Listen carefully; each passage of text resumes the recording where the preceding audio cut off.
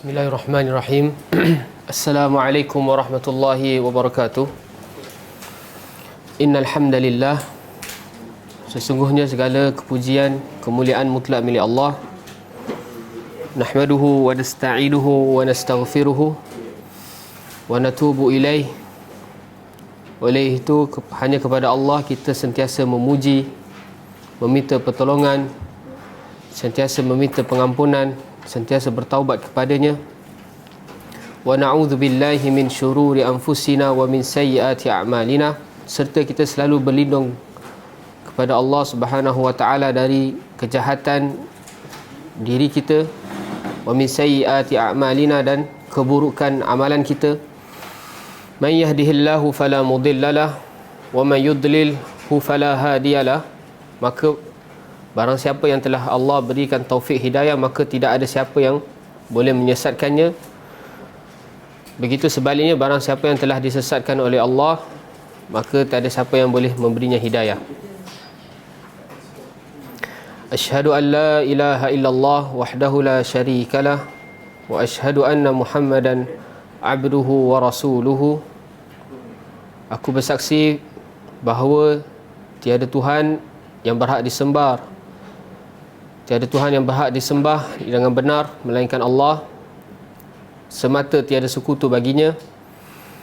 Dan aku bersaksi bahawa Nabi Muhammad sallallahu alaihi wasallam adalah hamba dan pesuruh Allah. Qala Allah tabaraka wa taala, ya ayyuhalladzina amanu taqullaha haqqa tuqatih wa la tamutunna illa wa antum muslimun. Wahai orang-orang yang beriman, bertakwalah kepada Allah dengan sebenar-benarnya takwa, iaitu menjalankan segala apa yang Allah perintah dan meninggalkan segala apa yang Allah larang. Wala tamutunna illa wa antum muslimun, dan jangan sekali-kali kamu mati kecuali dalam keadaan Islam. Wa qala ya ayuhan nas ittaqu rabbakum alladhi khalaqakum min nafsin wahidah wa khalaqa minha zawjaha wa batha minhuma rijalan katsiran wa nisaa wattaqullaha alladhi tasaaluna bihi wal arham innallaha kana 'alaikum raqibah. Wahai sekalian manusia, bertakwalah kepada pencipta kalian, yang mana dia telah mencipta kalian dari jiwa yang satu, dan dari jiwa yang satu diciptakan pasangannya, dan dari keduanya Allah mengkembangbiakkan lelaki dan wanita yang ramai. Oleh itu bertakwalah kepada Allah, yang mana kepada Allah lah kita meminta, dan bertakwalah kepada Allah dalam menjalankan silaturahim, kerana sesungguhnya Allah Maha mengawasi. Wa qala ya ayyuhalladzina amanu taqullaha wa qulu qawlan sadida yuslih lakum a'malakum wa yaghfir lakum dhunubakum wa man yuti'illaha wa rasulahu faqad faza fawzan 'azima. Wahai orang-orang yang beriman, bertakwalah kepada Allah dan berkatalah dengan perkataan yang benar, maka nescaya Allah akan membaikkan segala urusan dan juga mengampunkan segala dosa. Maka barang siapa yang mentaati Allah dan Rasul, sesungguhnya dia telah menang dengan kebenaran yang besar. Fa inna asdaqal hadithi kitabullah wa khairal hadi hadi Muhammad sallallahu alaihi wasallam. Sesungguhnya ketahuilah, sebaik-baik perkataan adalah perkataan Allah, iaitu Al-Quran, dan sebaik-baik petunjuk adalah petunjuk baginda Nabi Muhammad sallallahu alaihi wasallam. Wa syarrul umuri muhdatsatuha, dan seburuk-buruk perkara adalah perkara yang diada-adakan dalam agama. Fa inna kulla muhdatsatin fid din bid'ah wa kulla bid'atin dalalah wa kulla dalalatin finnar. Dan setiap perkara yang diada-adakan dalam agama adalah perkara bid'ah, dan setiap perkara bid'ah adalah perkara yang dapat menjerumus kepada kesesatan, dan setiap kesesatan tempatnya adalah di neraka Allah. Amma ba'd. Alhamdulillah, pada pagi Khamis kita dapat lagi meneruskan pengajian hadis dari kitab Al-Arba'in An-Nawawi, himpunan 40 hadis karangan Al-Imam Abu Zakaria Yahya An-Nawawi. Walillahil hamdu wa minna. Kita telah memasuki Bahkan kita masih lagi dalam hadis yang kedua, iaitu hadis yang berkaitan dengan rukun Islam, rukun iman, ihsan dan tanda-tanda kiamat. Walillahilhamd, kita dah sampai kepada rukun iman yang pertama, iaitu beriman kepada Allah Subhanahu wa taala. Apabila kita mengaku bahawa kita adalah orang yang beriman, adalah orang yang meyakini, membenarkan, menetapkan dan mengakui segala yang Allah bawa dalam agama ini, maka sepantasnya perkara pertama yang harus kita ketahui iaitu yang menurunkan agama ini, iaitu Allah. Oleh itu, rukun iman yang pertama, apabila Nabi Muhammad SAW ditanya oleh Jibril, akhbirni anil iman, kabarkan kepadaku apa itu iman, maka Nabi SAW menjawab, al-iman an tu'mina billah. Iman itu adalah engkau beriman, mengenal, percaya, yakin kepada Allah. Jadi timbul persoalan, bagaimana kita nak kenal, yakin pencipta kita Allah Subhanahu wa taala. Oleh itu Allah turunkan Al-Quran sebagai penerang. Siapa itu Allah? Bagaimana kita nak mengenal Allah? Dan kita dah masuk cara-cara bagaimana kita nak mengenal Allah, tidak lari dari dua perkara ataupun tiga perkara. Kalau dua perkara, cara kita nak mengenal Allah adalah terkait dengan tauhid, iaitu kita mengesakan Allah. Dan tauhid jika terbagi menjadi dua, maka tauhid yang pertama adalah tauhid al-ilmi, tauhid ilmu. Okey. Yang kedua, tauhid al-amali, tauhid beramal. Tauhid al-ilmi, tauhid ilmu, terbagi menjadi dua, iaitu tauhid ar-rububiyah dan tauhid al-asma' wa sifat. Manakala tauhid al-amali adalah tauhid al-uluhiyah. Jadi apa penerangan bagi tauhid? Kita ulang kaji balik pelajaran minggu lepas. Apa penerangan bagi tauhid al-ilmi dan tauhid al-amali? Al-ilmi adalah dari perkataan ilmu. Jadi tauhid al-ilmi adalah kita mengesakan Allah dengan cara apa? Kita berilmu tentang Allah. Kita mengetahui siapakah Allah, kenapa Allah layak disembah dan lain sebagainya. Itu adalah dinamakan tauhid al-ilmi. Oleh itu tauhid al-ilmi terbagi menjadi dua, rububiyah dan al-asma' wa sifat. Rububiyah kita dah tahu, ifradullah. Apa tauhid ar-rububiyah? Ifradullah bil rububiyatihi ataupun bi sifatihi al-khalq wal mulk wa tadbir. Betul. Kita mengesakan Allah dengan perbuatannya, iaitu usul segala perbuatan Allah ada tiga. Al-khalq, penciptaan, al-mulk, pemilikan, dan at-tadbir, pengurusan. Kita mengesakan bahawa hanya Allah Subhanahu wa taala yang memiliki tiga sifat ini, iaitu sifat usul bagi sifat-sifat Allah, perbuatan Allah, af'alullah. Setelah kita mengenal bahawa Allah yang mencipta, Allah yang memberikan rezeki, Allah yang memberikan kesihatan, Allah yang menurunkan hujan semata, dan kita meyakini bahawa Allah lah pengurus dan pemilik segala sesuatu, kita dah mengenal Allah dari segi ar-rububiyah. Itu ilmu dari segi ar-rububiyah. Kemudian kita pindah kepada tauhid al-ilmi, dari segi al-asma' wa sifat, nama-nama dan sifat-sifat Allah. InsyaAllah hari ini kita akan bahas. Okay, setelah kita mengetahui tauhid al-ilmi, kita pergi kepada tauhid al-amali. Setelah kita ada ilmu tentang Allah, maka kita kena beramal hanya untuk Allah. Itu termasuk dalam tauhid al-uluhiyah, peribadahan. InsyaAllah kita akan masuk juga pada hari ini dengan izin Allah. Jadi sedikit sebanyak kita ulang kaji berkaitan dengan pelajaran beriman kepada Allah.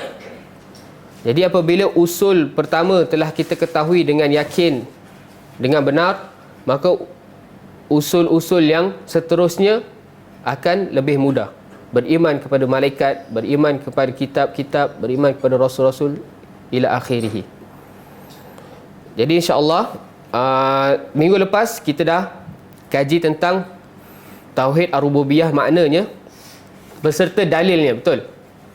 Dalil dari Al-Quran dah kita bawakan, dalil dari fitrah pun kita dah bawakan minggu lepas. Hari ini kita bawakan dalil bahawa Allah adalah Tuhan semesta alam dari segi akal.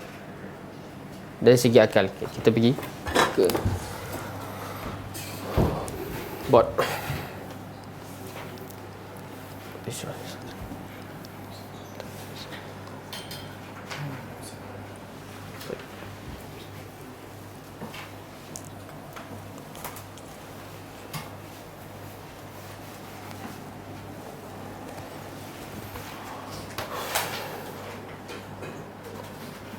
Okay, hari ini kita bahas tentang dalil-dalil yang terkait dengan rububiyah Allah. Dalail ar-rububiyah. Minggu lepas, dalil yang menunjukkan bahawa Allah Subhanahu Wa Taala adalah sebagai Rabb dari Al-Quran dan juga As-Sunnah, kita dah bahas, walillahil hamd. Dengan fitrah pun, bahawa Allah Subhanahu Wa Taala telah menciptakan manusia ni, baik yang paling jahat seperti Fir'aun, secara fitrahnya dia dah mengakui bahawa Allah adalah Tuhan. Jadi penolakan yang berlaku dari kalangan manusia bahawa dia adalah Tuhan ataupun dia tidak meyakini bahawa ada Tuhan yang menciptakan dia, dia telah lari dari fitrah manusia. Sebagaimana Allah Subhanahu Wa Taala dah jelaskan, setiap makhluk yang Allah cipta, sebelum Allah tiup rohnya ke rahim ibunya, Allah dah tanya, alastu bi rabbikum, adakah engkau mengaku bahawa aku sebagai pencipta, pemilik dan juga pengurus kau? Qalu bala. Mereka berkata ya. Tapi apabila sampai ke dunia, kerana sombong, jahil, maka dia menolak Allah sebagai Rabb. Itu secara fitrah. Manakala secara akal hari ini kita akan masuk. Okey, secara akal yang sehat, setiap manusia yang akalnya sehat pasti dia akan mengakui bahawa anna, sesungguhnya, al-athara. Apa makna athara ni? Bekas ataupun jejak. Athar. Contohnya orang yang berjalan di padang pasir, dia ada tinggalkan tak jejak tapak kaki dia? Itu namanya athar, bekas. Okey, sesungguhnya bekas ataupun jejak adalah dalil ke atas al-mu'athir. Al-mu'athir ni adalah isim fa'il bagi athar. Al-mu'athir. Athar ni adalah jejak, al-mu'athir ni adalah orang yang melakukan jejak, bekas. Okay, jadi akal yang sihat mesti dia akan cakap setiap bekas ataupun jejak pasti ada yang melakukannya, betul tak? Ada tak orang cakap bila dia pergi satu tempat, misalnya dia pergi pantai, ada tapak kaki orang, ada athar. Tapi dia yakin bahawa ni tapak kaki terjadi dengan sendiri, tak ada orang jalan pun. Masuk akal tak? Tak masuk akal. Sebab tu qawaid ni penting. Sesungguhnya bagi akal yang sihat, dia akan yakin dan mengaku setiap bekas ataupun jejak adalah dalil adanya orang yang melakukannya. Annal athara dalilun ala al-mu'athir. Ini adalah qawaid usul bagi dalil akal untuk menunjukkan bahawa Allah Subhanahu Wa Taala adalah pencipta. Boleh faham Okey, jadi kita pergi kepada poin yang pertama. Apabila akal yang sihat, jika kita jumpalah orang yang tidak mengaku adanya Tuhan, ataupun tak perlu kita jumpa sampai tahap itulah, kita jumpa orang yang masih lagi malas dalam beribadah kepada Allah. Apabila dia malas beribadah kepada Allah, maka tauhid rububiyah dia kurang. Dia kurang meyakini bahawa Allah telah menciptakan dia untuk beribadah kepada Allah semata. Kita bawakan dia dalil akal. Engkau percaya tak bahawa setiap bekas pasti ada orang yang melakukannya? Okey, jadi dalil yang pertama, dalalatu ni adalah dalil al-ijad. Al-ijad ni adalah terjadi ataupun kejadian, ataupun kita panggil daripada perkataan wujud. Al-ijad adalah daripada perkataan wujud, terwujudnya sesuatu, terwujud, dalil terwujudnya sesuatu dari al-adam. Adam ni tidak ada.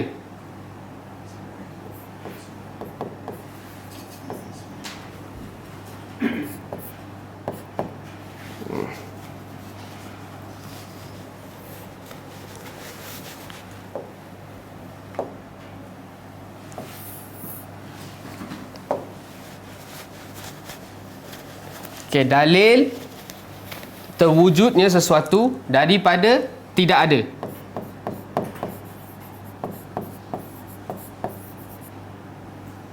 Okey, sesuatu tu tak ada tapi dia wujud. Itu maknanya. Faham tak? Maknanya tak pernah ada tapi ada. Misalnya kita ni, sebelum ni kita ada tak dalam muka bumi ni? Kita tak ada, kita Adam. Tapi Allah cipta kita, akhirnya kita wujud, kita ada. Macam Nabi Adam lah. Nabi Adam dan semua perkara yang ada kat atas muka bumi ni. Okey, apabila kita cakap poin yang pertama yang berdasarkan kawaid ni, sesungguhnya setiap jejak bekas adalah dalil adanya orang yang melakukan bekas tu. Jadi kita ni, kita ambil contoh manusia lah. Manusia dulunya tak ada, tetapi kita tiba-tiba ada. Siapa yang mencipta kita?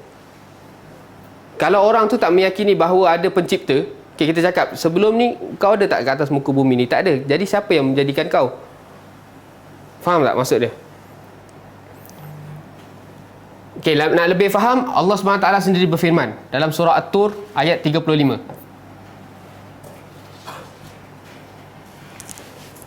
Surah At-Tur ayat 35.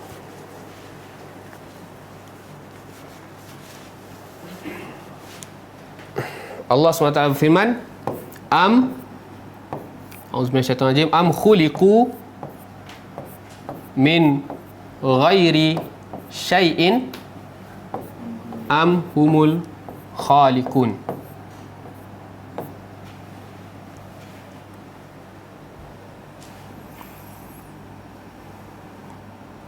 Allah SWT berfirman, adakah khuliqu, mereka manusia diciptakan dari min ghairi syai'in, sesuatu yang tidak ada? Adakah dia tercipta sendiri, ataupun mereka mencipta mereka sendiri? Mereka mencipta diri sendiri. Allah tanya. Orang yang tak percaya bahawa adanya pencipta, okey, ya, kalian tercipta di atas muka bumi ni tercipta secara sendirinya, ataupun kalian cipta diri sendiri? Apa jawapan dia? Soalan ni tak perlu ada jawab. Memang soalan ni Allah tanya bukan untuk jawapan, adalah untuk penghinaan bagi mereka yang tidak percaya. Okey, apabila dalam ayat ni dia ada 3 kemungkinan. Yang pertama, manusia diciptakan min ghairi syai'.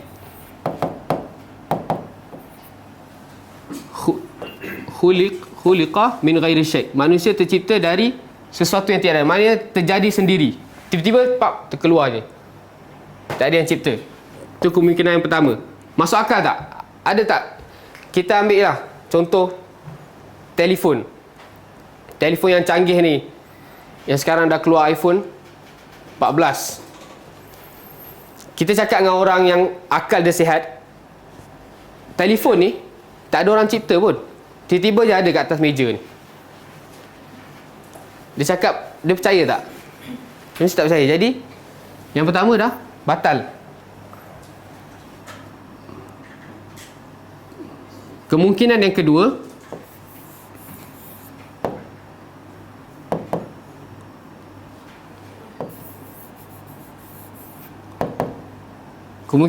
khalaqa, dia mencipta nafsahu. Dia mencipta diri dia sendiri. Kita cakap phone ni bukan orang cipta. Dia, phone ni sendiri dia buat phone tu. Lagi tak masuk akal. Betul tak? Jadi kemungkinan kedua tak masuk akal. Kemungkinan ketiga, ada Al-Khaliq, ada yang pencipta. Sebab tu bekas ataupun jejak adalah dalil bahawa adanya orang yang melakukannya. Kita manusia ni, wujud kat muka bumi ni adalah dalil adanya Allah. Faham tak? Sebab kita tak mungkin terjadi dengan sendiri, dan kita tak mungkin cipta kita sendiri. Jadi mesti ada pencipta dia, iaitu Allah Subhanahu Wa Taala.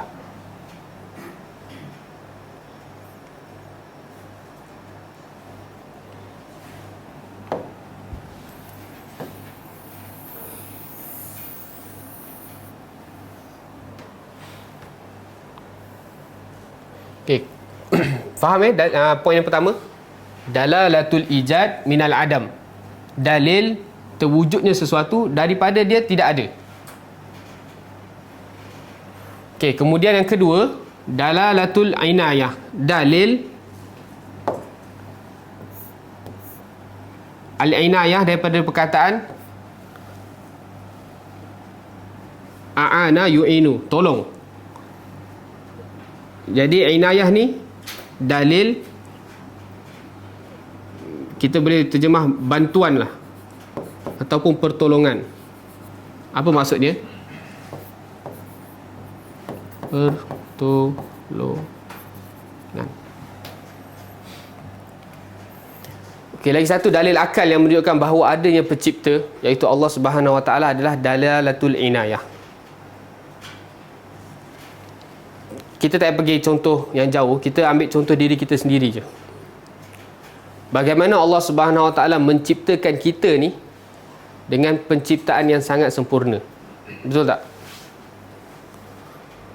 Yang mana penciptaan kita ni dicipta dapat membantu inayah kehidupan kita dengan mudah. Cuba bayangkan, Allah cipta tangan ni bukan kat sebelah sini. Allah cipta tangan kat atas kepala ni. Bantu kita tak untuk mempermudahkan kehidupan kita? Tapi itu tak terjadi. Allah Subhanahu Wa Taala mencipta dengan sempurna. Tangan ada 2, hidung, mata ada kat wajah.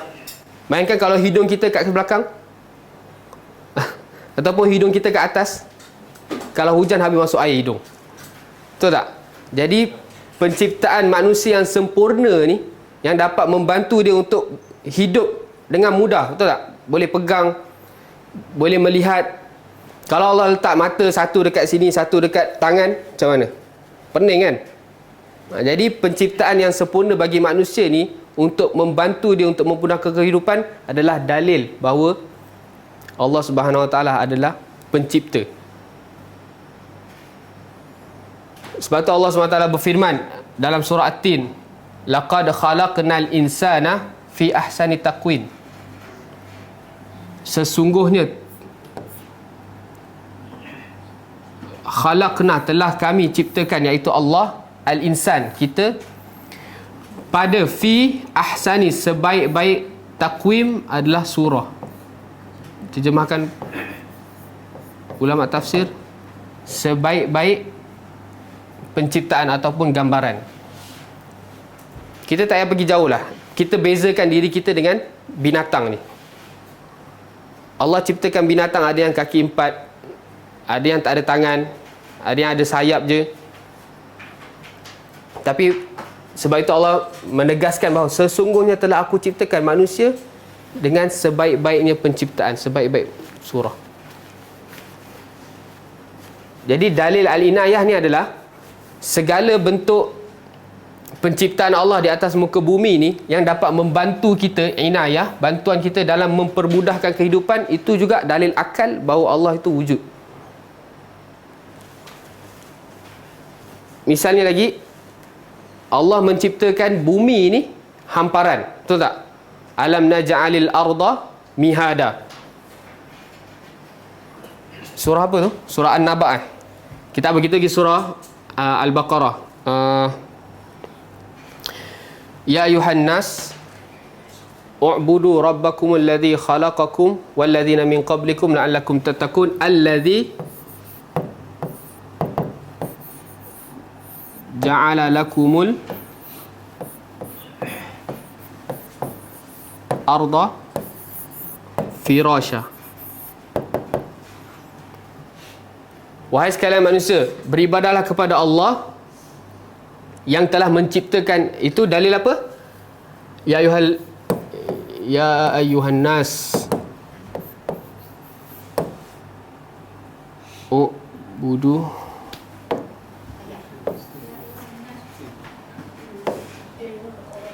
Al-Baqarah kan? Ayat berapa tu? Ayat 20 apa? Ya ayuhan nas u'budu rabbakum alladzi khalaqakum walladzina min qablikum. Ya ayuhan nas u'budu rabbakum alladzi khalaqakum walladzina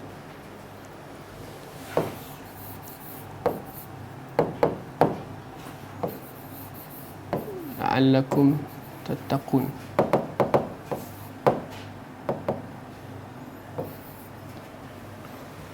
Ini adalah ayat pertama setelah Allah terangkan sifat munafik. Betul? Kan dalam surah Al-Baqarah ayat 1 sampai 5 sifat-sifat orang beriman. Kemudian 2 ayat setelahnya adalah sifat-sifat orang kafir. Lepas tu setelahnya dalam beberapa ayat adalah sifat-sifat tentang orang munafik. Kemudian ayat pertama adalah ni. Setelah Allah terangkan sifat munafik, ayat ni. Wahai ya ayuhan nas, ni ada an-nas. Wahai sekalian manusia, sembahlah. U'budu ni apa? Sembahlah, beribadahlah hanya kepada pencipta kalian, Rabb, Tuhan. Ini tauhid uluhiyah kan? Ibadah.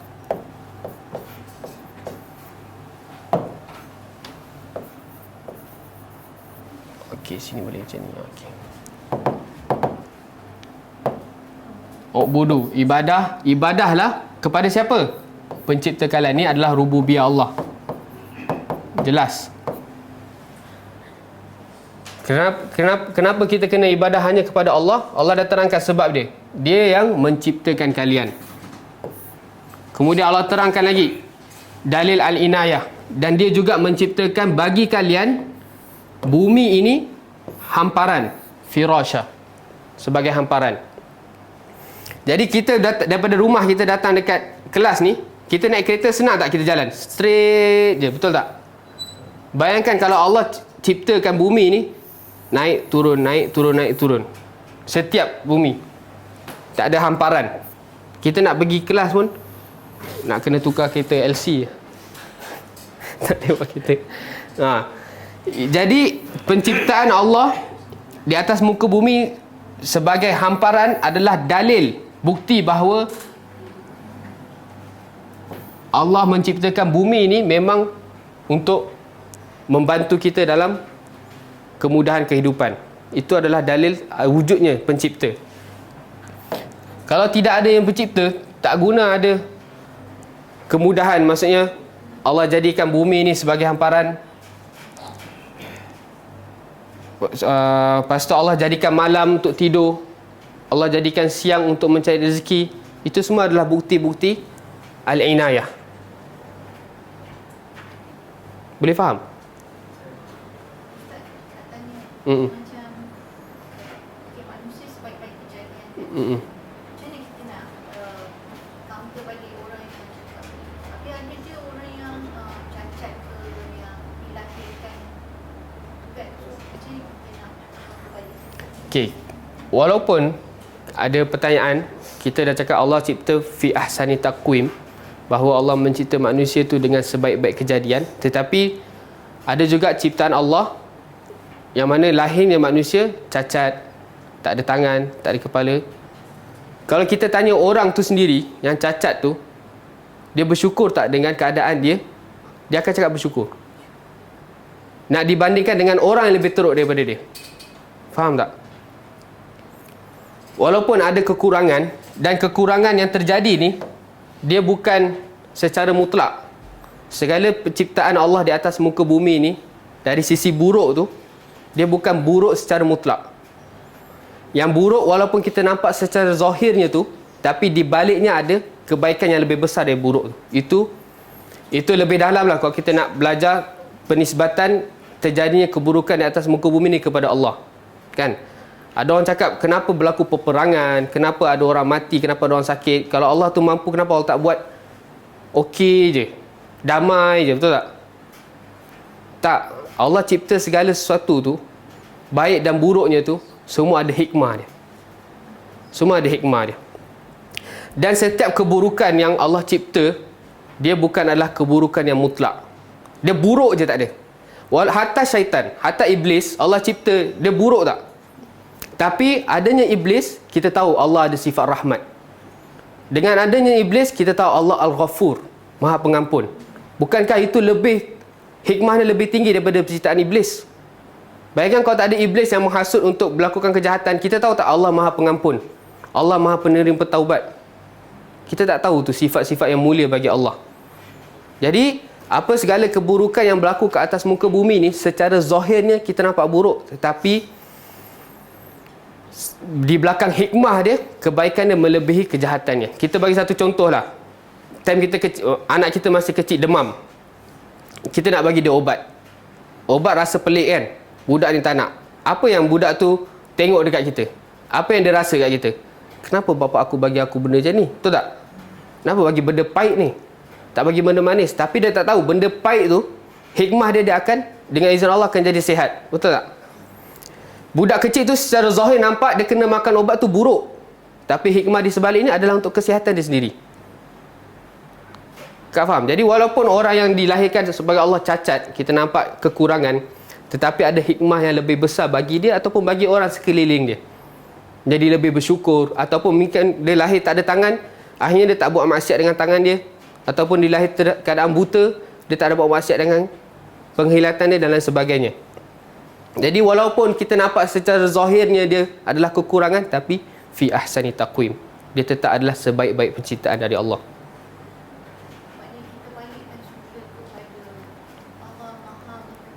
Betul. Allah Maha mengetahui.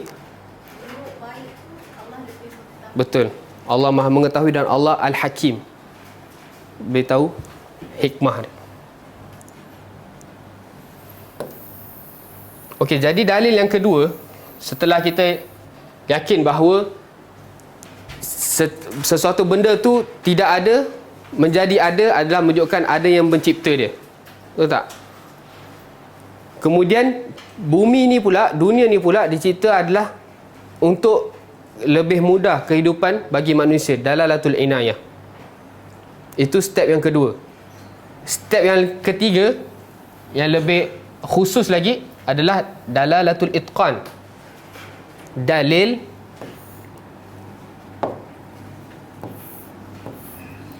itqan ni kita boleh terjemahkan sempurna. Dalil kesempurnaan penciptaan bumi, dunia dan segala isinya. Dalalatul itqan. Yang kedua tadi dalalatul inayah, iaitu segala yang Allah cipta di atas muka bumi ni semua adalah sebagai inayah, bantuan untuk dipermudahkan lagi kehidupan. Misalnya Allah menjadikan bumi ini sebagai hamparan. Allah menjadikan malam tu gelap untuk kita berehat. Bayangkan siang dan malam tu semua cerah je. Allah jadikan siang tu cerah untuk kita mencari rezeki. Itu semua adalah dalalatul inayah. Allah membantu dan tolong kita untuk kemudahan dalam kehidupan. Okey, kemudian yang ketiga adalah dalalatul itqan. Dalil kesempurnaan penciptaan Allah. Kita tengok langit dengan seluas tu, ada tiang tak? Berat, besar, panjang, luas dan sebagainya. Ada tak tiang yang untuk menampungi langit? Tak ada. Itu adalah dalalatul itqan, kesempurnaan dalam penciptaan Allah. Itu satu. Kemudian kita tengok langit, pernah kita tengok ada retak ke? Ada kosong ke? Tak pernah. Sebab itu Allah SWT berfirman, Alladhi, dialah dalam surah As-Sajdah ayat 7, dialah Allah ahsana.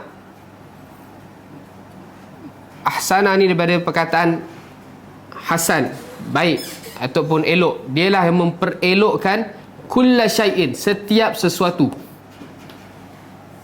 Apa yang dia ciptakan, khalqah. Setiap sesuatu yang Allah cipta di atas muka bumi ni semua perfect. Kalaulah tak ada pencipta, mungkin kita tengok langit kat sebelah sana dah runtuh. Betul tak? Ataupun gunung runtuh dan lain sebagainya. Tak. Semua adalah ciptaan Allah Jalla Jalaluhu yang sangat sempurna. Lepas tu Allah berfirman juga dalam surah Al-Mulk ayat 3, Ma tara, tidaklah engkau akan lihat fi khalqir rahman, dalam penciptaan ar-Rahman, iaitu Allah, tafawut, kekurangan. Takkan mungkin lihat. Ini adalah dalil akal yang menunjukkan bahawa kita ada pencipta, iaitu Allah.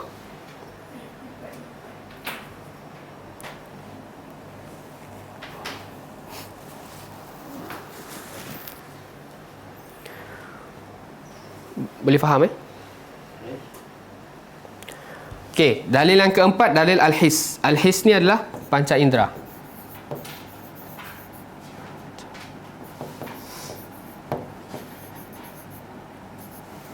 Panca indera. Mata, telinga, tangan, mulut yang dapat rasa dan dapat lihat secara langsung. Dalil ni banyak, terlalu banyak.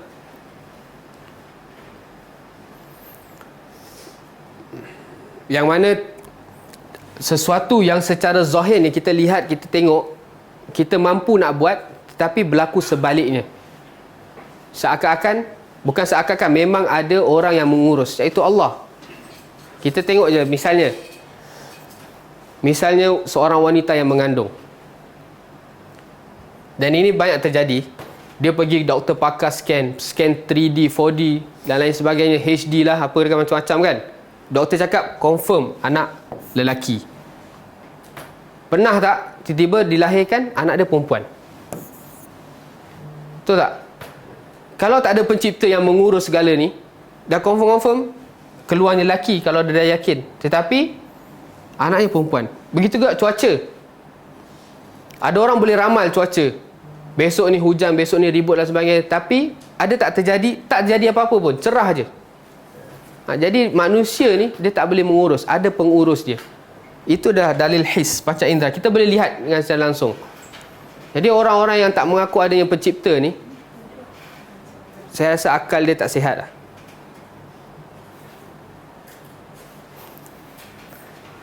Okey, jelas lah? Ada apa nak tanya? Okey.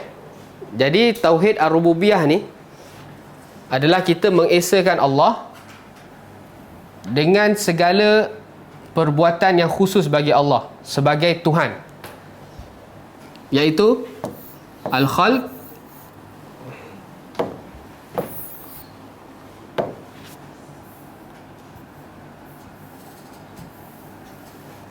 iaitu al-khalq,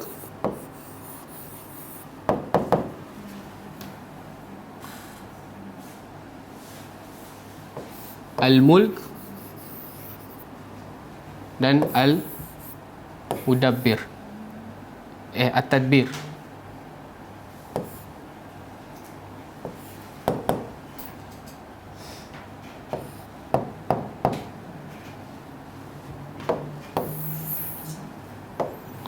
At-tadbir,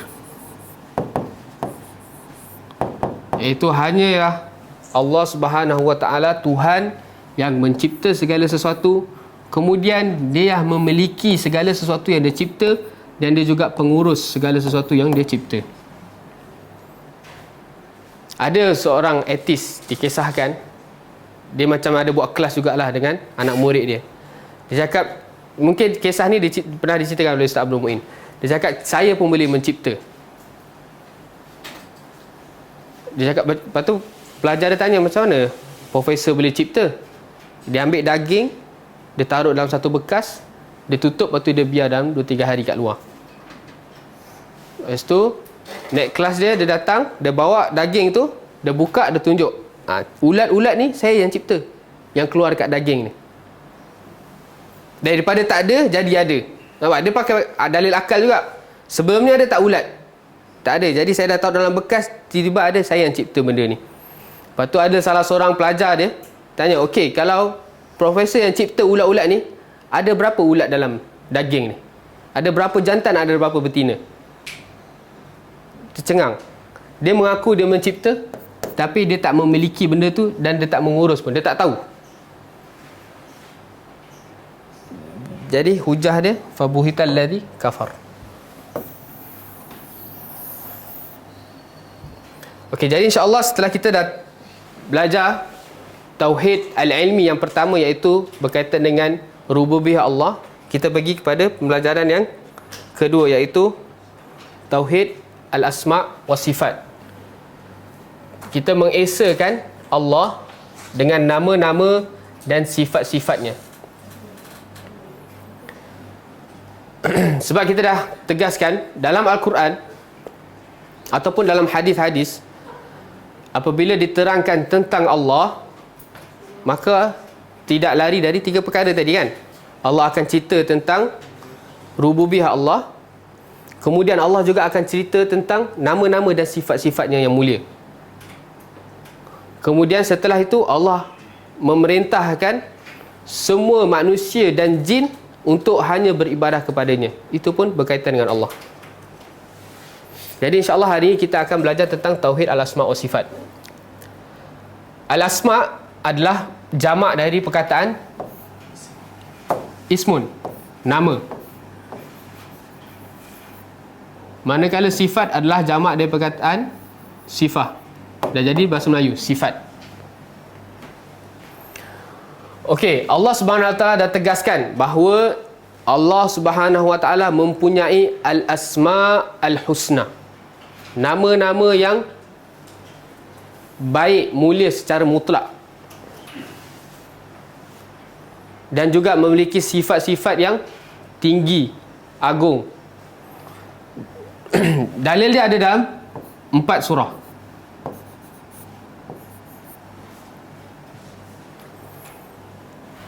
Yang pertama dalam surah Al-A'raf ayat 180. Allah Subhanahu Wa Taala berfirman, walillahi, dan bagi Allah, apa dia? Al-asma al-husna, nama-nama yang baik. Al-husna ni, al-husna adalah jamak dari ahsan. Okey. Ahsan ni adalah isim tafdil daripada hasan. Hasanun. Jamak dia apa? Minta maaf, sorry. Husna ni adalah muannas, bukan jamak sorry. Adalah muannas daripada perkataan ahsan. Ahsan adalah muzakkar, kan? Muannas dia apa? Husna. Sebagaimana Hasan, Hasan adalah isim tafdil daripada Hasan, ini muzakkar. Muannas dia hasanatun.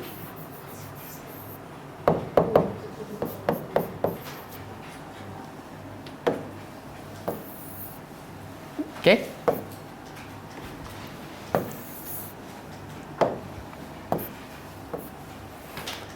Husna ni adalah muannasnya bagi ahsan. Ahsan adalah isim tafdil daripada perkataan hasan. Hasan baik. Kalau ahsan lebih baik. Fadlun lebih ataupun keutamaan, tapi afdal lebih utama. So, jamil cantik. Kalau lebih cantik ajmal. Jadi husna merupakan perkataan muannas bagi ahsan. Jadi Allah SWT berfirman, dan bagi Allah adalah, bagi Allah nama-nama yang baik. Maka apa Allah perintah kita? Fad'uhu biha. Maka mintalah. Hu ni balik kepada siapa? Allah. Maka mintalah Allah biha. Ha ni balik kepada siapa? Nama yang baik. Perintah Allah. Masuk akal tak? Bila Allah dah tegaskan aku ada nama-nama yang baik, maka doalah dengannya. Tiba kita cakap nama-nama Allah tu, sifat-sifat Allah tak ada makna. Masuk akal tak? Maksudnya Ar-Rahman hanya Ar-Rahman. Dia tak ada makna di sebaliknya. Sebab ada kelompok yang meyakini benda tu. Dia cakap, bila kita cakap Allah ada nama Ar-Rahman, seakan-akan kita samakan Allah dengan makhluk yang mempunyai nama juga. Jadi nama-nama ni sebenarnya tak ada makna di sebaliknya. Jadi kita hanya beriman dengan luaran je. Masuk akal tak? Tak masuk akal. Bila Allah SWT dah menegaskan bahawa ada nama-nama yang baik, maka Allah suruh kita doa lagi dengan nama-nama tu. Mesti nama tu ada makna, ada hukum-hukum dia.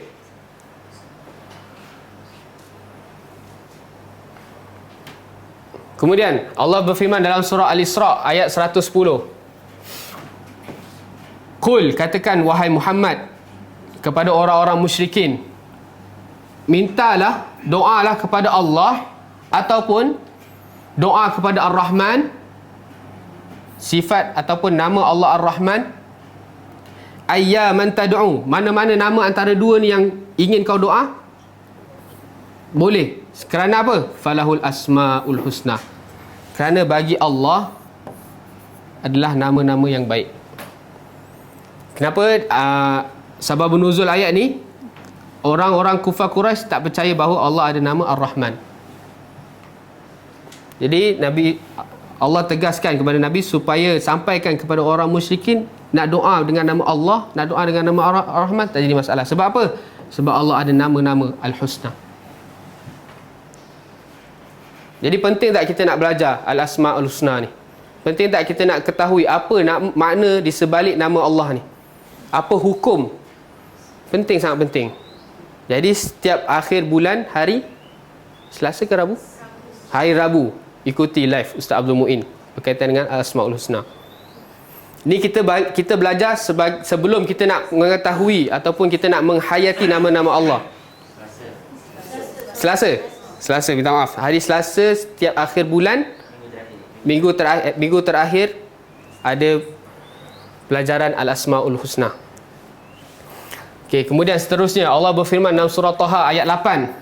Allah, Tuhan yang berhak disembah, dari perkataan ilah. Kemudian Allah tegaskan tauhid al-uluhiyah, la ilaha, tidak ada sesembahan ataupun Tuhan yang berhak disembah dengan benar melainkan Dia, iaitu Allah. Kemudian lahul asmaul husna, dan baginya juga nama-nama yang baik. Nampak tak penegasan demi penegasan bagi Allah? Allah ada nama-nama yang baik. Doalah dengan nama-nama itu. Kalau kita tak faham makna nama-nama Allah ni, macam mana kita nak berdoa? Dan kita kenapa belajar benda ni? Sebab ada kelompok-kelompok yang terpesong dari pemahaman Ahlussunnah wal Jamaah dalam bab Al-Asma'ul Husna wa Sifatil Ula. Okey, kemudian surah Al-Hasyr ayat 24. Allah berfirman, huwal khaliq. Ni ayat tentang tauhid apa? Ar-rububiyah. Dialah yang mencipta. Dialah al-bari. Bari juga daripada perkataan penciptaan. Tapi apa beza khaliq dengan bari? Lagi satu special nama Allah ada berapa semua? Ada 99 kan? 99 nama Allah ni tidak ada satu pun yang makna dia sama secara total. Tak ada. Kita ambil contoh satulah. Ni kita dah pergi jauh, kita tak apa, tambahan. Ar-Rahman dengan nama Allah Ar-Rahim. Dua-dua ni adalah dari sifat Allah, sifat rahmat kan,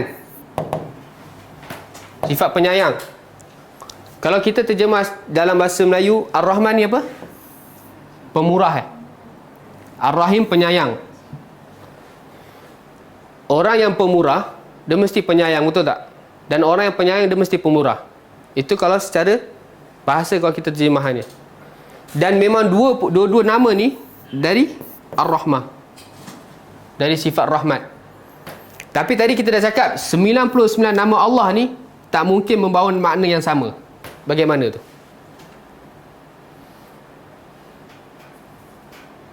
Dua-dua ni daripada satu sifat yang sama. Tapi cuma ni ada ra, ada ha. Ni pun ada ra, ada ha, ada mim. Ni ra, ha, mim. Rahman, Rahim. Tapi kita cakap kawaid dia apa? Semua nama Allah tak ada makna yang sama. Jadi ulama menegaskan Ar-Rahman ni adalah sifat rahmat Allah kepada semua manusia, kepada semua, lil alamin. Orang kafir, orang Islam, orang musyrik, semua dapat rahmat Allah. Betul tak? Ada tak orang kafir yang dia bangun pagi, dia nak minum air, dia tak dapat nak minum air? Tak ada. Dia boleh minum air, dia boleh makan, dia boleh dapat duit, dia bercari rezeki. Itu semua atas rahmat Allah dari sifat, dari nama Ar-Rahman.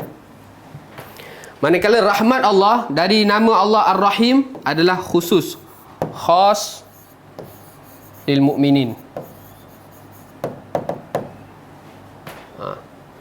Manakala nama Allah Ar-Rahim adalah khusus untuk orang-orang yang beriman sahaja. Rahmat ni adalah khusus untuk orang beriman. Iaitu rahmat apa? Rahmat hidayah.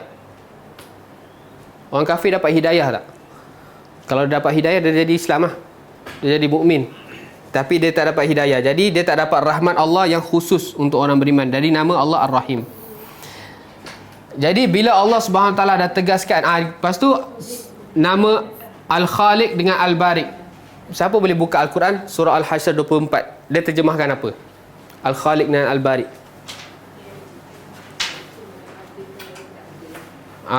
Dia menciptakan dan dia mengadakan dari tak ada. Bukankah menciptakan tu membuat sesuatu dari tak ada jadi ada? Jadi apa beza dia? Seakan sama kan, tapi tak berbeza. Al-Khalq ni menciptakan sesuatu dari tak ada jadi ada. Dia ciptakan manusia. Misalnya ciptakan Nabi Adam. Nabi Adam sebelum ni tak ada. Hanya wa khalaqtu biyadayya, dan telah aku ciptakan Nabi Adam wa khalaqtu biyadayya, dengan kedua tanganku. Allah ciptakan Nabi Adam dari ada jadi, dari tak ada jadi ada. Manakala barik ni pula Allah ciptakan minal mayyit ilal hayy. Manakala sifat al-bari ni adalah Allah menciptakan kembali setelah dia mati menjadi hidup. Itu beza. Okay, lepas tu al-musawwir, yang musawwir daripada kataan surah yang apa ditulis terjemahan al-musawwir, yang kalau terjemah secara bahasa yang melukis lah, yang mencipta manusia ni dengan rupanya. Membentuk, betul, yang membentuk. Kemudian Allah tegaskan lahu asmaul husna, dan baginya nama-nama yang baik. Okey, jadi memang kewajipan kita untuk mempelajari nama-nama dan sifat-sifat Allah dengan benar, dengan pemahaman salafus salih, pemahaman Ahlus Sunnah wal Jamaah. Okey, kita masuk ta'rif dia sekejap. Ta'rif al-asma, tauhid al-asma, al-asma wa sifat inda Ahli Sunnah wal Jamaah. Bagaimana ulama Ahli Sunnah wal Jamaah, para salafus salih memahami tauhid al-asma wa sifat, memahami nama-nama dan sifat-sifat Allah. Apa kewajipannya? Okey. First, iaitu i'tiqad infirad Allah bil kamal al mutlaq.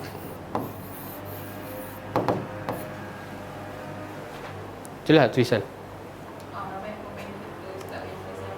kecil kita besarkan sikit.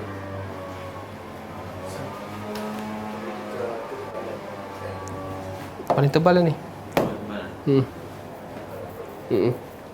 Okay, i'tiqad infiradillah bil kamalil mutlaq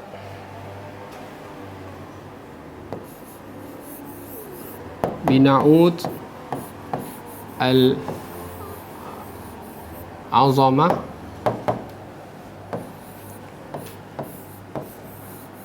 wal jalal wal jamal.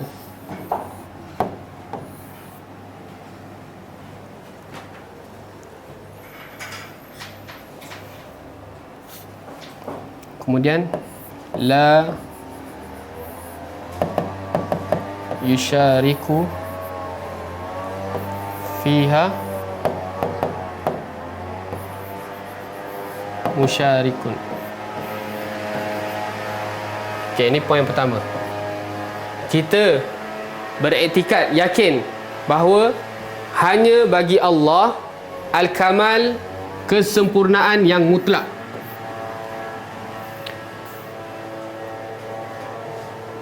Bila kita cakap kesempurnaan yang mutlak, maknanya tidak ada sempurna setelah sempurna tu. Faham tak?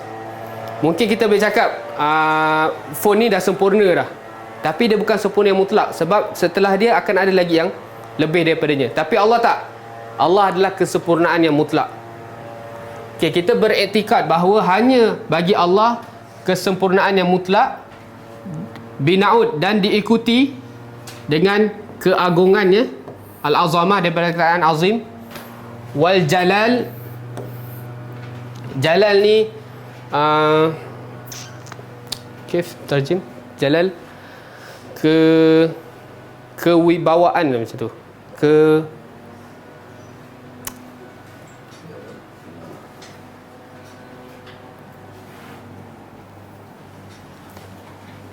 kewibawaan lah, ni keagungan. Al-azamah daripada kataan azim, jalal daripada perkataan jalil, mulia, kemuliaan, kewibawaan, dan juga al-jamal, keindahan. Ada orang komen suruh try warna putih. Sekejap, kita try warna putih. Okey, jadi kita beriktikad, yakin hanya bagi Allah kesempurnaan yang mutlak, dan kesempurnaan mutlak tu diikuti dengan keagungan baginya, kemuliaan, dan juga keindahan. Yang mana kesempurnaan yang mutlak ni la tidak yusyariku fiha, tidak diikuti ataupun disamakan daripada perkataan syirik, musyarik, sesiapa pun. Faham poin yang pertama? Kita yakin bahawa Allah mempunyai nama-nama dan sifat-sifat yang sempurna dengan mutlak, dan kesempurnaan mutlak tu diikuti dengan azamah, keagungan, kemuliaan, dan keindahan. Okey, setelah kita meyakini Apa yang kita kena buat dalam bab al-asma' wa sifat?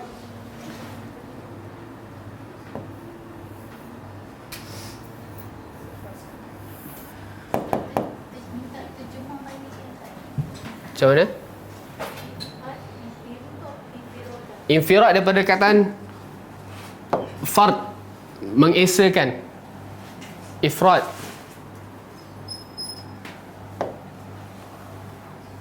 Yakin, i'tiqad dan mengesakan. I'tiqad, infirad, meyakini dengan mengesakan Allah.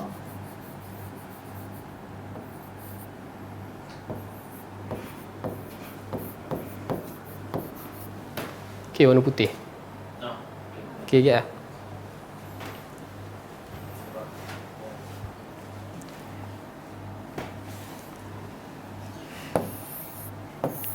Okey. Dengan apa? Macam mana kita nak meyakini i'tiqad kita mengesakan Allah dengan kesempurnaan yang mutlak? Kita nuthbitu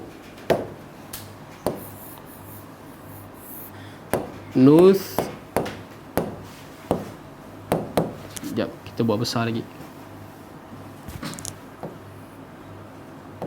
Nuthbitu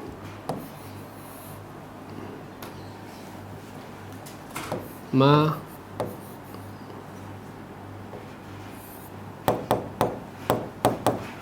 athbatallah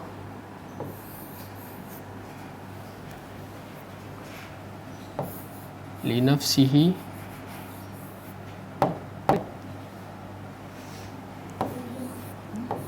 wa ma athbatahu lahu rasuluhu sallallahu alaihi wasallam.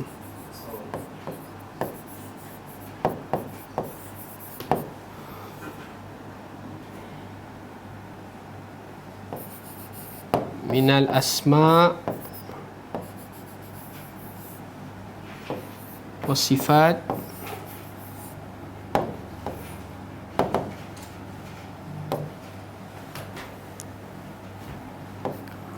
wa ma'aniha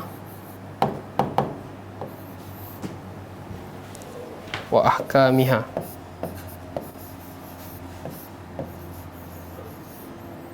Al-waridah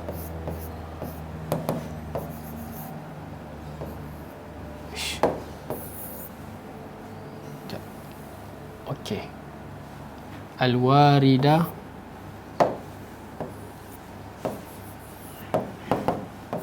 fil kitabi wa sunnah.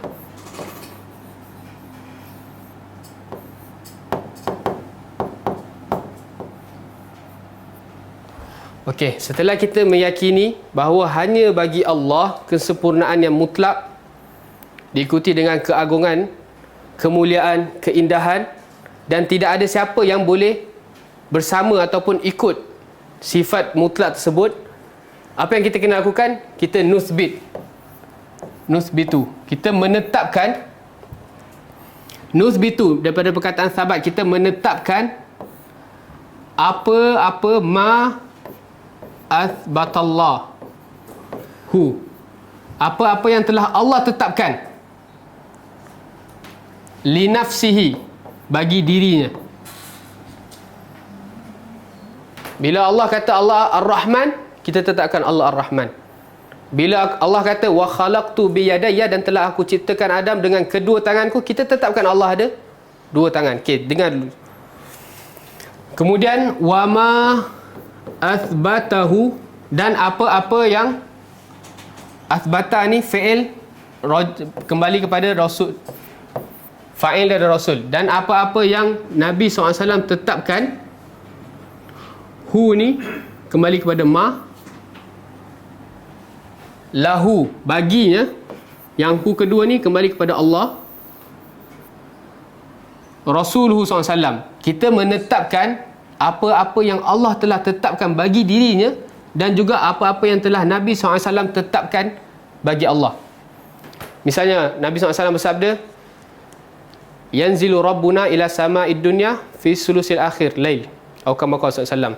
Setiap akhir pertiga malam akan turun Tuhan kita, akan turun Allah. Nabi SAW letakkan bahawa Allah akan turun.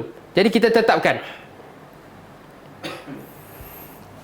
minal asma wa sifat, dari nama-nama dan sifat-sifat Allah, wa ma'aniha, dan makna-maknanya. Jadi apabila Allah SWT dah cakap Allah Ar-Rahman, mesti ada makna di sebalik itu. Dia tak datang kosong. Wa ahkamiha, dan hukum ahkam dia di sebalik nama tersebut, al-warida fil kitab wa sunnah, yang ada dalam Al-Quran dan juga sunnah. Okey.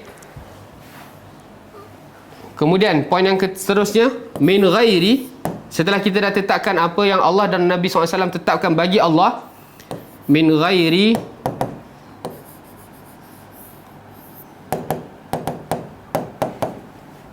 tashbihin wala tamthilin wa min ghairi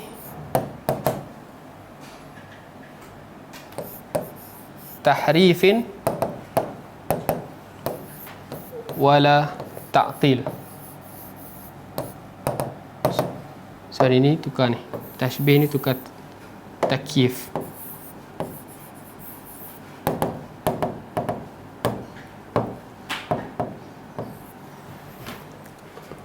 Okay, poin ni yang seterusnya pun juga penting biar kita faham. Setelah kita meyakini bahawa Allah Subhanahu Wa Taala yang memiliki kesempurnaan yang mutlak, bagaimana?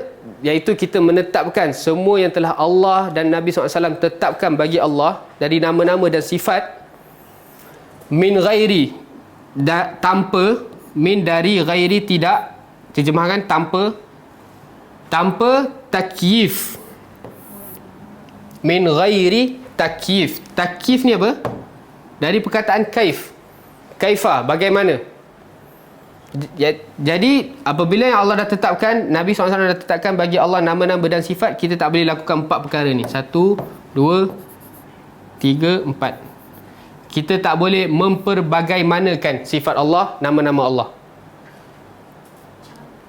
Okay, memperbagaimanakan ni, misalnya Allah SWT berfirman, Thumma stawa 'alal arsh. Kemudian Allah tinggi beristiwa di atas arsh. Lepas tu kita bagaimanakan istiwa Allah? Tu tak boleh. Allah istiwa sekian dan sekian, tak boleh. Tu takyif. Tamthil, kita menyamakan Allah, memisalkan Allah.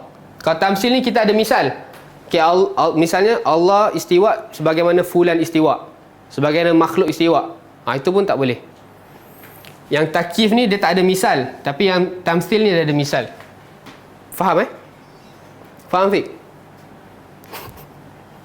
Boleh faham tak InsyaAllah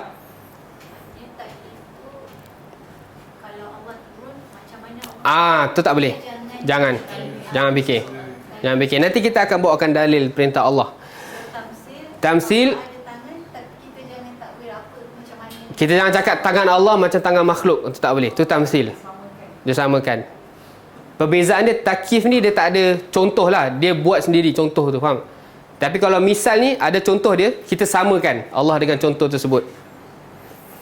Kemudian wa min ghairi, dan tanpa tahrif. Tahrif ni mengubah. Tahrif, mengubah. Misalnya Allah cakap summa stawa 'alal arsh, dia tukar summa staula 'alal arsh. Allah beristiwa tinggi di atas arsh, tiba cakap Allah menguasai arsh. Dia berubah, tahrif sifat Allah. Ta'til, lebih teruk lagi, menidakkan terus. Ta'til ni menidakkan. Summa stawa 'alal arsh, Allah beristiwa, tak ada makna. Tak ada istiwa bagi Allah. Allah tu tak ada. Sebab kalau kita cakap Allah sekian dan sekian, secara tidak langsung kita akan samakan dengan makhluk. Dah agak berat sikit lah. Tapi jelas 4 perkara ni.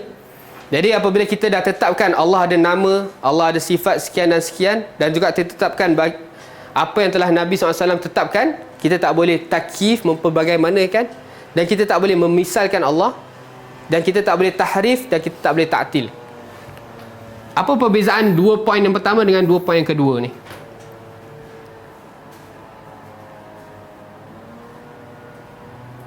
ada misal. Dah ada contoh. Satu ni dia beriman ada benda tu. Dia beriman Allah ada tangan, cuma dia misalkan dengan makhluk, tak boleh. Yang nombor 2 ni dia menidakkan. Dia tak percaya Allah istawa, dia tukar jadi istaula. Faham tak? Dia ubah. Yang ta'til ni dia terus tak terima. Okey, boleh faham Jadi kita Ahlus Sunnah wal Jamaah, kita terima, kita tetapkan. Tetapi macam mana? Sebagaimana Allah berfirman dalam surah Asy-Syura ayat 11, tak salah saya. Laisa kamitslihi syai'un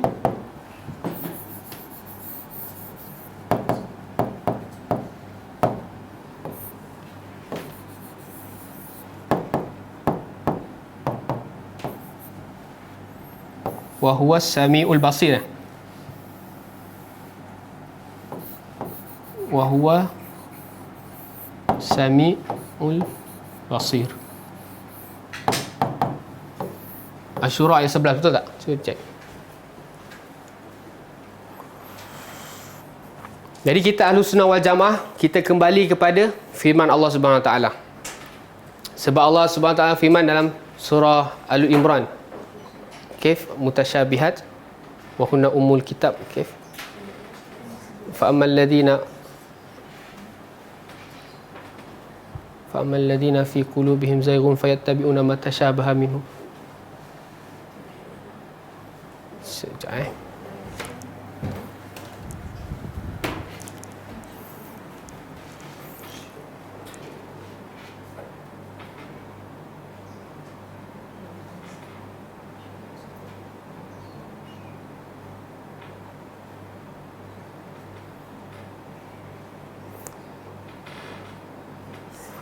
Okey, jumpa surah Asy-Syura ayat 11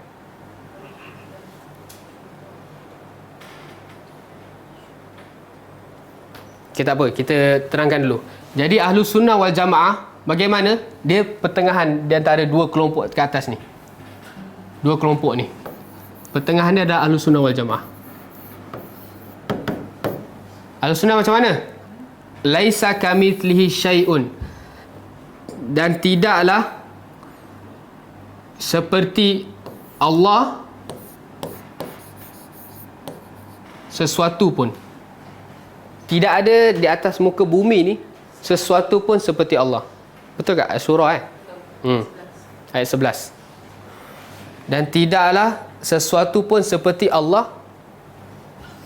Jadi Allah menafikan segala bentuk sesuatu yang sepertinya. Dia lebih kepada apa ayat ni? Lebih kepada yang ni, tahrif dengan ta'til, betul tak? Dia menidakkan bagi Allah. Allah pun menidakkan. Tidak ada sesuatu pun bagi Allah yang sama. Tetapi Allah tak stop kat sini je. Wa huwas samiul basir. Dan Allah lah yang maha mendengar dan maha melihat. Nampak? Allah tetapkan bahawa Allah ada sifat mendengar dan sifat melihat.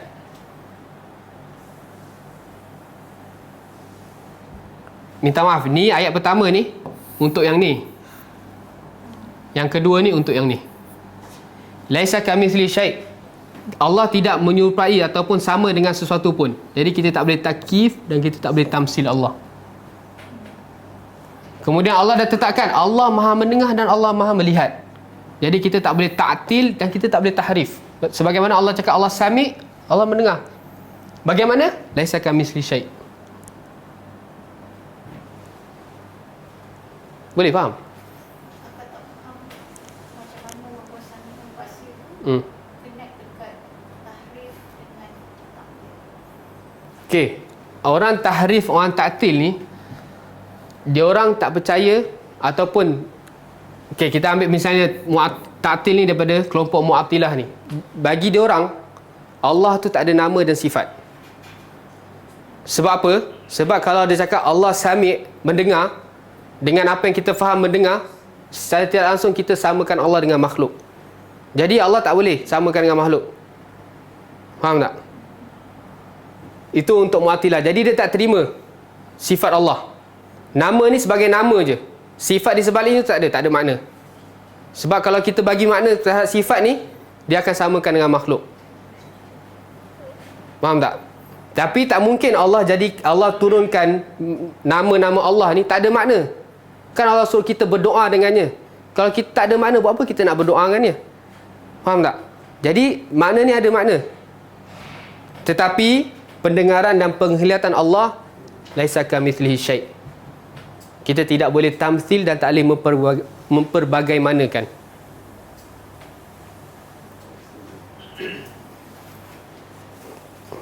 Boleh faham tak? Jelas tak? Misalnya kita cakap Allah Maha mendengar. Adakah pendengaran Allah seperti makhluk yang terbatas? Kita je luar rumah ni kita tak dengar. Tapi Allah mendengar segala sesuatu yang bisik, yang cakap kuat, yang cakap dalam hati pun Allah dengar. Jadi mana kita boleh samakan pendengaran Allah dengan pendengaran manusia, makhluk? Tapi kalau kita cakap Allah mendengar, kita mensamakan, akhirnya kita menidakkan. Allah dah tetapkan bagi Allah sami'. Dan kita tak boleh samakan sami' pendengaran Allah dengan sami' makhluk. Laisa kamitslihi syai'. Yang mana? Yang takyif dengan tamsil. Tamsil tak boleh samakan. Ah, Allah sami mendengar, tapi pendengaran Allah tak sama. ya. Itu akidah kita. So dia berbalik semua yang nombor satu. Berbalik semua. Kita menetapkan apa yang Allah tetapkan, Allah dah tetapkan Allah sami'. Kemudian bila kita dah tetapkan, kita tak boleh samakan Allah ataupun kita memperbagaimanakan Allah. Sebab apa? Allah berfirman laisa kamitslihi syai'. Ini adalah ayat Ummul Kitab bagi permasalahan al-asma' wa sifat. Sebab Allah SWT berfirman dalam surah Al-Imran ayat 7, huwallazi anzala 'alaikal kitab, dan dialah yang menurunkan ke atas kamu kitab Al-Quran. Allah SWT berfirman, huwallazi anzala 'alaika al-kitab. Allah lah, huwa berkali Allah, yang telah menurunkan ke atas kamu wahai Muhammad al-kitab, iaitu Al-Quran. Surah Al-Imran ayat 7. Minhu, dan di antara dalam Alkitab tu ayatun muhkamat. Ayatun muhkamat. Dan di dalam antara ayat tu, dalam Al-Quran ada ayat-ayat yang muhkam, jelas hukum dia. Kita dengar jelas. Kemudian hunna ummul kitab. Ayat-ayat ini adalah ummul kitab. Ayat-ayat muhkamat ni adalah ummul kitab. Bila kita sebut ummul kitab, maknanya segala sesuatu yang berlaku, yang kita runsing dekat Al-Quran ni, kita kena kembali kepada ayat muhkamat. Sebab dia jelas. Sebab apa? Sebab wa ukharu mutasyabihat. Allah SWT firman wa ukharu mutasyabihat. Mutasyabihat. Dan sebahagian lain dalam Alkitab ni, iaitu Al-Quran, ayat-ayat dia mutasyabihat, yang tidak jelas bagi sekelompok lah. Manakala bagi ulama jelas, muhkamat. Tapi bagi sebahagian orang mutasyabihat. Jadi apa yang dia kena buat kalau ada ayat mutasyabihat? Dia kena rujuk kepada ayat muhkamat, kerana dia adalah ummul kitab. Begitu juga dalam al-asma' wa sifat Allah. Allah menerangkan bahawa Allah mendengar dan Allah melihat. Tak jelas, betul tak? Macam mana Allah boleh mendengar macam makhluk? Jadi kita kena buat apa? Kita kena kembalikan kepada ayat muhkamat. Laisa kamitslihi syai'. Allah tidak sama dengan makhluk. Cukup sampai sini lah. Jangan tambah pening. Tapi akidah, maksudnya pemahaman Ahlussunnah wal Jamaah sangat jelas dan sangat mudah untuk difahami. Dia akidah fitrah. Ada orang menidakkan atau menafikan bahawa Allah berada di atas langit, sedangkan Nabi SAW dah tetapkan bahawa, dan bahkan dalam ayat Al-Quran semua dah tetapkan, aamintum man fis sama'. Nabi SAW tanya Jariyah, aina Allah fis sama'. Jadi kita dah tetapkan sebagaimana Allah dan Nabi tetapkan bahawa Allah fis sama'. Bagaimana? Laisa kamitslihi syai'. Tak perlu kita nak memperbagaimanakan. Kan? Ada orang yang menolak sebab apa? Cakap Allah nanti berjihad dan berjihad. Akhirnya dia menolak ayat-ayat Allah yang muhkamat. Nampak tak? Dia nak lari daripada lubang, satu lubang, akhirnya dia terjerumus lubang yang lain. Dia tak nak samakan Allah dengan makhluk, akhirnya dia menidakkan bahawa apa yang telah Allah tetapkan dalam Al-Quran dan juga As-Sunnah. Boleh faham? Nah, jadi akidah Ahlussunnah wal Jamaah dalam asma wa sifat ni, kita tetapkan semua apa nama-nama dan sifat-sifat Allah tanpa kita memperbagaimanakan, kita samakan. Jadi orang yang cakap kita samakan Allah dengan makhluk, ada tangan, ada muka, tu semua pembohong besar. Ahlussunnah wal Jamaah tak pernah samakan Allah dengan makhluk. Laisa kamitslihi syai'. Itu umul kitab kita, ayat muhkamat.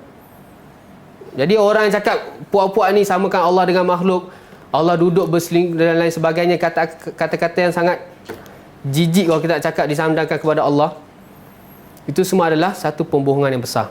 Sebab kita hanya menetapkan yang telah Allah tetapkan dalam Al-Quran dan Sunnah sebagaimana Nabi tetapkan, dan kita tidak pernah takyif, memperbagaimanakan, bahkan kita tak pernah misalkan Allah dengan makhluk. Jelas sangat akidah Ahlussunnah wal Jamaah. Kita berada di tengah-tengah. Kadang kita nak lari, kita tak nak samakan Allah dengan makhluk, akhirnya kita lagi teruk lagi, kita menidakkan ayat Allah, kita merubah ayat Allah. Tak pernah satu pun ayat ataupun tafsir yang mengatakan Allah berkuasa atas arsy. Tak ada. Tak ada berkata istaula. Semua istawa. Summa stawa ala arsy, summa stawa ala arsy. Kalau ada satu yang menerangkan, menafsirkan bahawa istawa adalah istaula, kita pun terima juga. Tapi masalahnya tak ada. Istaula menguasai. Istawa adalah tinggi, ala, wartafa'a. Allah tinggi, berada di atas arsy. Itu jelas telah Allah tetapkan. Jadi tak ada pening sebenarnya. Akidah Sunnah adalah akidah fitrah. Okey, sebab apa? Kita tanya ustaz-ustaz yang menidakkan bahawa Allah di langit. Bahkan dia kata Allah di mana-mana. Kalau dia berdoa, dia menghadap mana? Kalau dia berdoa, dia menghadap mana? Menghadap ke atas, betul tak? Tak ada menghadap ke bawah je ni, kiri kanan. Tak, sebab fitrah ya. Bila cakap Allah je, kita tunjuk atas. Sebab tu akidah Ahlussunnah wal Jamaah adalah akidah yang fitrah. Cuma kadang bila kita dah tercampur dengan ilmu kalam dan lain sebagainya, unsur-unsur, itu yang menjadikan otak kita jadi runsing. Ada apa-apa pertanyaan? Tak ada InsyaAllah kita jumpa minggu depan. Kita akan masuk bab Tauhid Al-Uluhiyah biidznillah. Wallahu ta'ala a'lam. Subhanakallahumma wa bihamdika asyhadu an la ilaha illa anta astaghfiruka wa atubu ilaik. Assalamualaikum warahmatullahi wabarakatuh. كتاب الله ترق جنانه وتنل